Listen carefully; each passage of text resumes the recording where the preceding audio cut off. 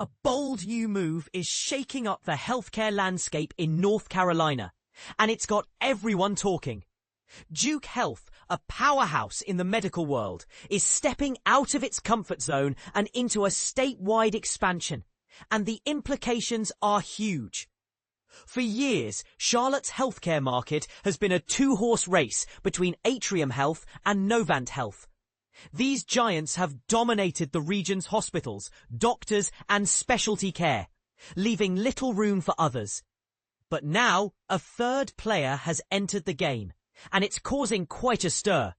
In a move that sent shockwaves through the industry, Duke Health acquired Lake Norman Regional in Mooresville for a whopping $284 million.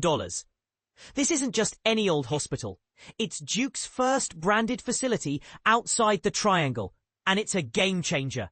But that's not all. Duke also announced a partnership with Novant, and here's where it gets controversial.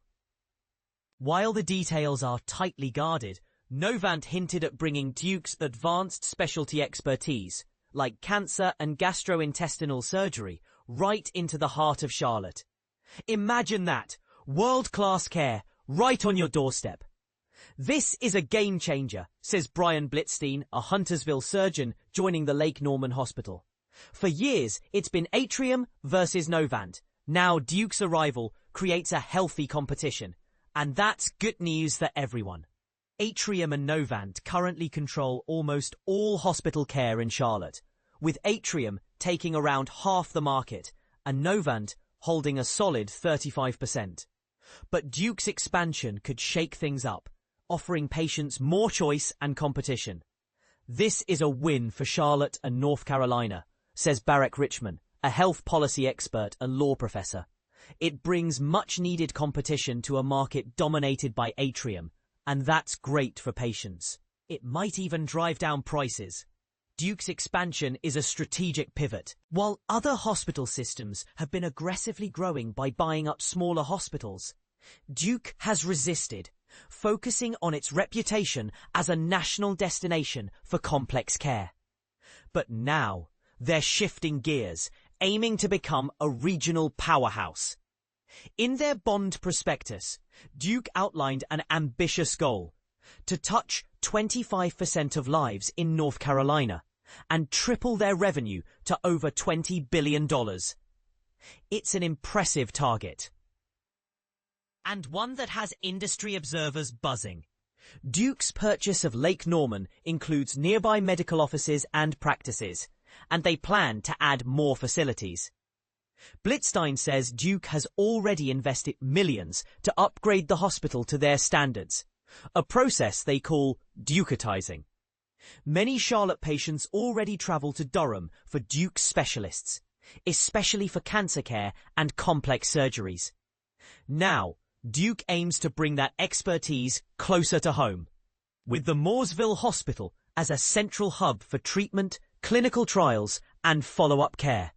The goal is to bring Durham's excellence to Charlotte, Blitzstein explains. Patients shouldn't have to drive hours for simple procedures.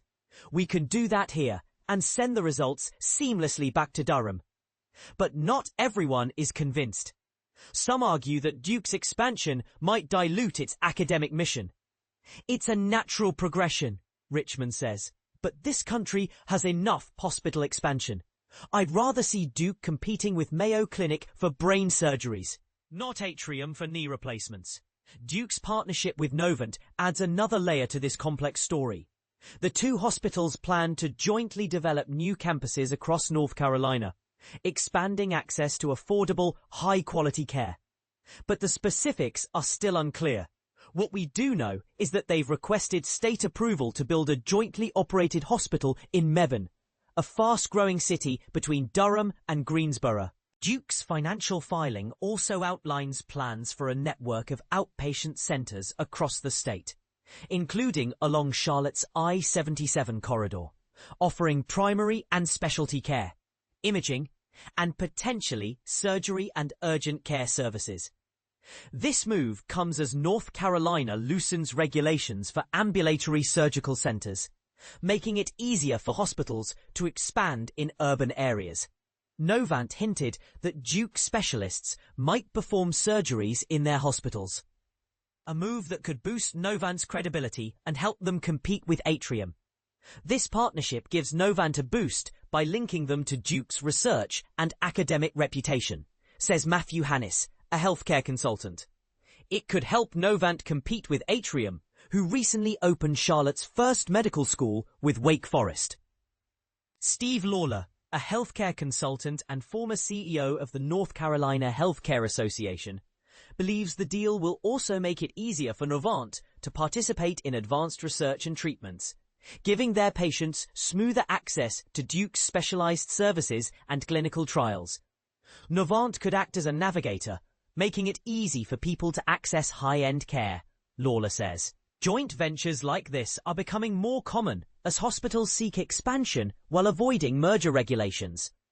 These partnerships allow hospitals to share the risks and rewards of growth. Lawler points to the Children's Hospital in Apex, a joint project between Duke and UNC Health, as another example. Other hospitals have taken this a step further, fully integrating with other systems. Atrium, for instance, has combined with Novant Health, Wake Forest Baptist, and Advocate Aurora Health, forming the country's third largest public healthcare system. In its financial filing, Duke hinted at deeper integration with Novant, saying the partnership could serve as a launching point for future collaborative opportunities. Hannis believes this could be the first step towards a merger, as both systems need to build scale to compete. Combine Duke, LifePoint and Novant and you have serious scale and brand, Hannis says. There are still many questions. Will Duke doctors practice in Novant hospitals? Or will they collaborate virtually? Could they open new hospitals in Charlotte? And how will this affect healthcare costs and access? For Marlene Tonto-Donato, a Charlotte resident, these questions are personal. She travelled to Duke for a third opinion on spine surgery, and the conservative approach suggested by Duke doctors worked for her.